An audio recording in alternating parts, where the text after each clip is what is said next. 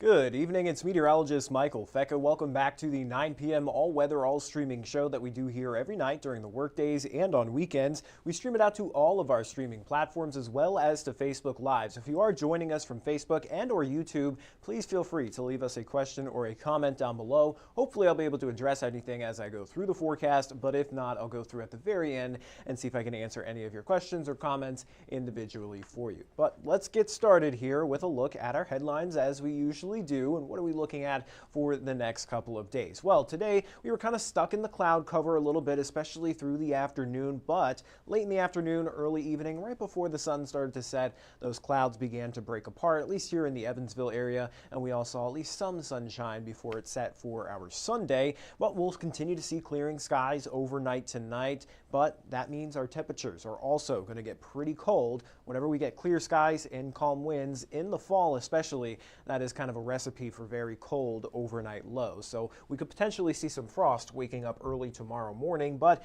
despite the frost, with high pressure building to our south, that's going to keep the weather quiet, but it's also going to allow our temperatures to warm up as we go through the middle and end of the work week. And then we're tracking out our next chance for some showers moving in Friday and into next weekend. So I'll break down all those details for you here, but let's start off with a look at our setup. We've got that area of low pressure that had moved in yesterday that brought us some of that rain and some drearier conditions for our Saturday. That's going to kind of fizzle out as it pushes out over the East Coast, but we have high pressure replacing it, so that's why we're going to stay fairly dry through much of next week. And this high is just going to kind of meander around to our south through the next several days. But taking a look at our satellite and radar right now, we're not tracking out any showers. Again, there's barely even a cloud in the sky, at least here in the Evansville area, but we'll continue to see those skies clear out overnight tonight. We could continue to see temperatures dropping by several more degrees down into the mid-30s for most of us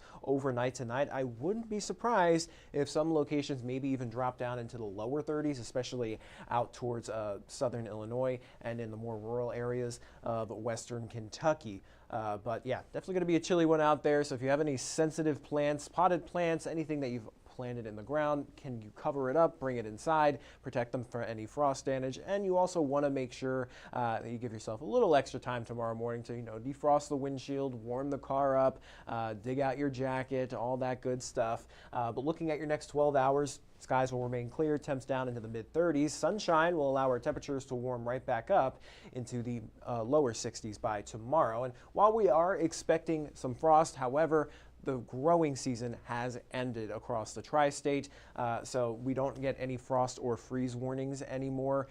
So we're just going to kind of have to give you just the word of mouth. So there's nothing really, weather headline for it. It's just, keep that in mind as you go about your day tomorrow morning. But again, despite the frost, we'll see plenty of sunshine. Temps get back up into the lower 60s, mostly because we have winds coming up out of the west-southwest, and they'll be pretty breezy as well. Up to 10 miles per hour are possible. And then looking at our rain chances there through much of next week, it's going to stay fairly quiet. Our next system looks to move in late overnight Thursday into Friday morning, and then perhaps some lingering shower activity possible through next weekend. So let me show you what that looks like here on our longer range European model. So once we get Monday out of the way, we'll stay quiet. High pressure still anchored off to our south for Tuesday. Now there is going to be some energy pieces that fly up over top of this ridge. So that may bring us some higher level cloud cover streaming on through on Tuesday, but it looks like any shower activity that may be associated with it will stay well off to our north, and we'll just continue to stay dry here. Front tries to move in on Wednesday, but it's a dry front, so we're not expecting any precipitation from it. And then we'll stay dry here on Thursday as well, but that's going to be all out ahead of those showers and maybe even some thunderstorms moving in for Friday morning.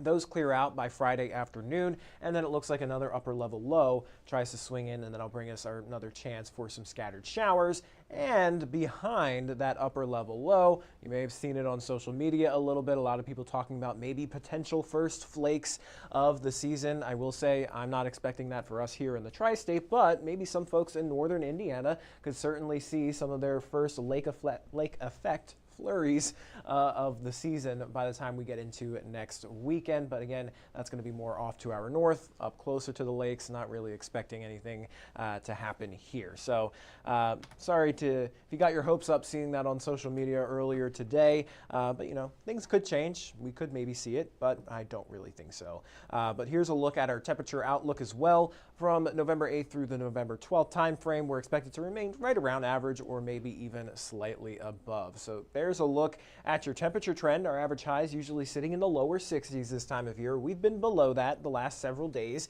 but we'll be right around there for tomorrow, and then above that Tuesday and through the end of the work week up until we get into Sunday. That's when temperatures come back down into the mid-50s, which is below average once again. So kind of seeing a gradual swing upward and then another gradual swing downward. But let's take a look at the month of October as a whole. We like to go over these stats for the first few days of each month of the previous month just to kind of go over what happened. And well, for the month of October, it was a wetter than normal month and it was a warmer than normal month. And I'll kind of show you the deets of that when I pull up the calendar. But for the month so far, we picked up just shy of 5.5 inches of rainfall, and that puts us a little over 2 inches above where we should be for the month. And then for the year, we've been in a surplus, since the start. It's been a very active year. We had plenty of snow and rain over the winter, and then of course a good bit of rainfall through the spring. We had barely a dry summer, but it didn't do much to actually take us out of that surplus. We're still sitting at a little under 11.5 inches above average for the year, and in terms of the temperature for the month, we're sitting at just shy of 3 degrees above normal. So looking at our calendar of the month of October, you'll notice that there was a huge change from the start of the month to the very last day of the month. If you remember that first week, we topped out well into the 80s. We actually reached 88 degrees on October 2nd, and we actually remained in the 70s and 80s for the most part through the second week of October. It was really that third week that we started to see that transition out of the 70s and 80s back down into the 60s, and then more so even this last week. It's been pretty chilly out there. Temperatures hardly topping out of the 50s just for this last week of October. So going from the mid to upper 80s in the first week down into the mid to upper 50s for the very last week, that is a huge change for just 1 month, but that just shows you how things can quickly change here in the tri-state, especially during these transitional seasons of fall and spring. So looking at our October precipitation amounts, we didn't really see a whole ton of precipitation, or at least a whole ton of rainy days. We had a good amount of precipitation. Obviously, we were above average, but a lot of it fell in more short spurts. It wasn't several days long. It was maybe 1 or 2 days where we had a good bit of rain, where we picked up maybe even several inches. If you remember, the first few days of Fall Festival were pretty rainy and pretty much a washout, especially that second day, picking up 2.3 inches of rainfall in just 24 hours. And then just this past week, we had more of a widespread, or at least timely, rainfall amounts over the last 4 days, picking up over an inch of rainfall. So it was a pretty wet end to the month and a colder end to the month at that. But looking at our 7-day forecast, just to kind of wrap everything up here, temperatures continue to climb up into the mid to upper 60s by the middle and end of the work week. I think even a few spots may touch 70 degrees by the time we get into Wednesday, with plenty of sunshine. So definitely feeling like spring again, but we do have some more showers on the way towards Friday, Saturday, and after that moves out, we're going to see temperatures cooling back down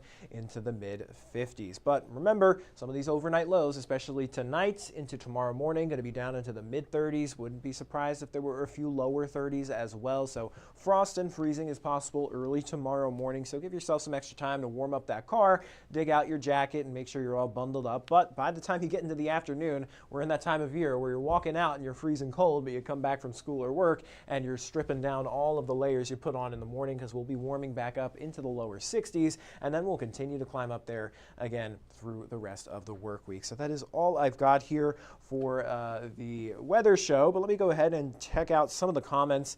Saw a couple of people in here. Lacey Martin says, I almost saw the new graphic during 14 News at 10. Yes, maybe want to keep your eyes and ears peeled over the next week or so. You may see some new stuff coming out of the station. Cheyenne says, good evening. Same thing to Suzanne. Good evening to you guys. And Jeanette also saying good evening. Zach asked, is Evansville expected to get strong to severe storms Friday to Saturday in this upcoming week? Currently, not expecting any severe weather at this time, but of course, if anything changes, we'll let you know. But nothing to really worry about at this point in time. Robert Ratliff says he doesn't like these colder temperatures, and I'm with you. I don't really like them either. And Chris says, no snow. Bring back the 70 temps and the sunshine. Well, I've got it for you, Chris. We're going on Wednesday. We've got that headed our way. So we just got to get through, the chillier start tomorrow, and then the warmer temperatures come back up to us, at least for a brief period of time. But that is all I'm seeing here for our question and comments. So I am going to hop off the Facebook live stream. I'll send you guys over to 14 News at 10 for all the latest news and weather headlines. Of course, we'll go on after Sunday Night Football, so hopefully that comes to an end sooner rather than later. But until then, everybody, stay safe and have a great rest of your night. And remember to bundle up early tomorrow morning.